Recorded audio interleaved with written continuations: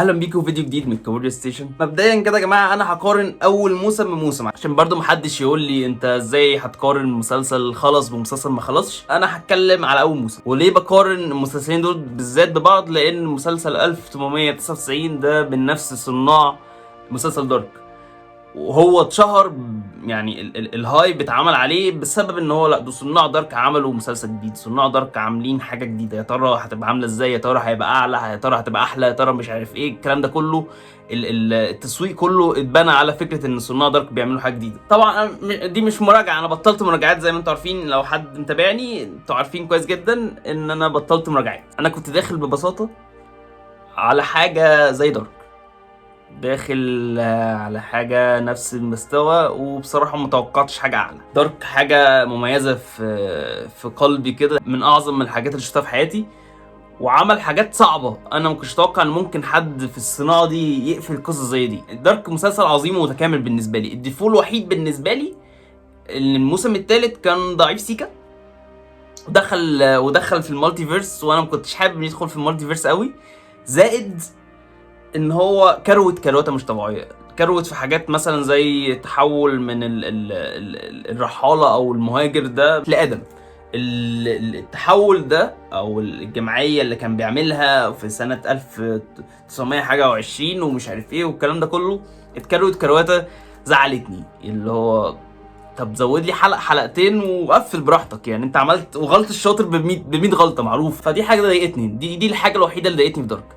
لكن لو هنتكلم بقى على الموسم الاول، بما ان احنا هنقارن بمسلسل 1899، الموسم الاول دارك كان عظيم. وبصراحه مش حابب اتكلم بسلبيه قوي عن مسلسل 1899، بس انا جالي احباط من اول ما اتفرجت على اول حلقه. اول حلقه خلصت بطريقه حلوه جدا باغنيه وايت رابت ومش عارف ايه، لا الموضوع كان حلو وروش. بس من اولها كده انا فهمت اللي هو لا، احنا لازم نبعد عن دارك خالص.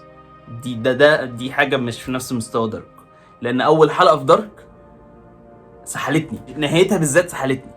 هنا ماشي قشطه، كملت ما بصراحه برضو بامانه زهقت ومسكت موبايلي، وانا مش عادتي ان انا امسك موبايلي وانا بتفرج على حاجه، ما بحب اركز فيها كويس جدا. ف للاسف ما كانش نفس المستوى بتاع دارك خالص. زائد كمان الشخصيات كلها ما فيهاش حاجه انترستنج، مش مهتم بيها. كل حلقه كان بيعمل لي اوريجن كده. دارك كان فيه شخصيات كتيره وخلاني اهتم بيها من غير ما اعمل حاجه، يعني من غير ما يجيب لي اوريجن كل شويه واحد يصحى ويقول ويك اب ومش عارف. لا عادي، احنا مشينا معاهم واتعلقنا بيهم، لان هو برضو دارك كان بيتكلم على ناس المدينه كلها والعيله، والشجره اتكونت ازاي. فحبيتهم من غير حاجه، حبيتهم قوي كمان، يعني بصراحه حبيتهم من اول مشهد في مسلسل دارك. كنت حبيتهم قوي. يعني والله العظيم، يعني كانت حتى الست العظيمه ام يونس كانت من اول شخصيات اللي حبيتها بصراحه في مسلسل دارك.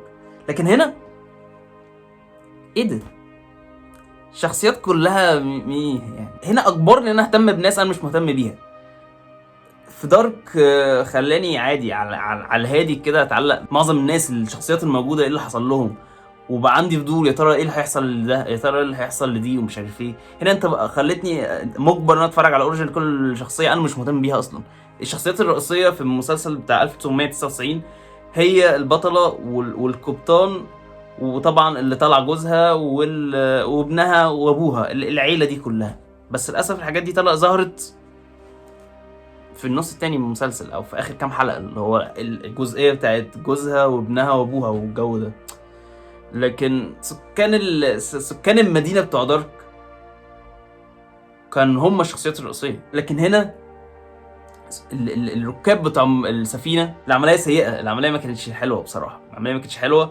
هو مسلسل مش هقول عليه مسلسل وحش، بس هو مسلسل احبطني شويه، واحبطني لما اقعد افكر ايه ده اللي عمل مسلسل دارك ده كان روش وعظيم، ايه اللي خلاه ايه ده.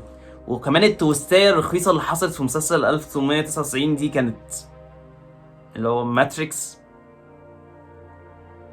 يعني هل دي التوستايه اللي انت عايزني اتفاجئ ان كل ده في حاجه مش عارف بيناموا فيها وكل ده مش حقيقي واجهزه مش انا بقارن، ارجع اقول انا بقارن باول موسم. ممكن 1899 يعلى ويعمل لي توستات عظيمه في الموسم الثاني، هم قالوا او الثالث، هم قالوا هيبقى 3 مواسم برضه زي دارك، فاذا اتجدد اصلا الله اعلم، بس هو اعتقد مكسر الدنيا.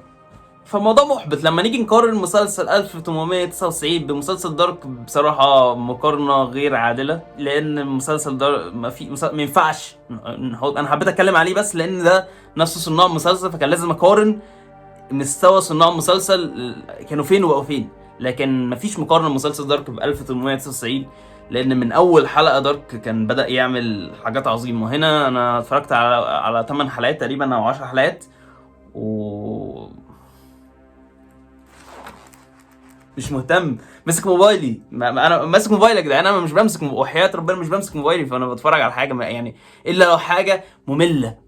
وزائد كمان الحاجات السيئه من الحاجات اللي خلتني اشمئز، اللي هو برضو الاجنده. يا جماعه بالراحه، اجنده بتاع الشواذ وبتاع المسلسل ممكن نصنفه ار او زائد 18 عشان المشاهد الشواذ بس، مفيش حاجه تانية. حتى مفيش مثلا، ما جبتليش مثلا امي وناس ولا مش عارف حاجه زي حاجات دارك كانت حلوه برضو. يعني حاجات دارك برضو كان فيها كان فيها حاجات حلوه في دارك، يعني حتى متعني بصريا. مفيش حاجه خالص، حتى في الناحيه دي جبتلي شواذ. للاسف عمليه خسرانه.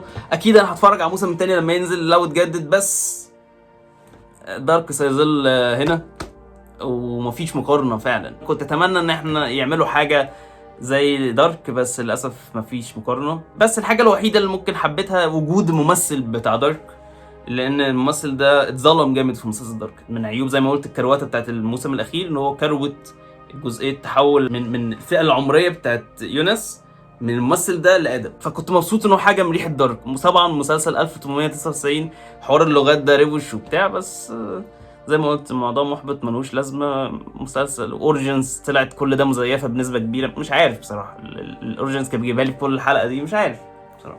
مش بعدين هنشوف. ممكن يثبت نفسه بعد كده، لا ممكن في الاخر يعمل لك موسمين اوبا ويدي ويبقى احلى من دارك، الله اعلم. بس طبعا الموضوع يعني مش نضحكش على نفسنا، الموضوع صعب جدا. دي حاجه كده جت في دماغي حبيت اتكلم عليها وبس كده يا جماعه. ده الفيديو بتاع النهارده، اتمنى يكون عجبكم. كان معاكم زياد المغربي من كابوريا ستيشن.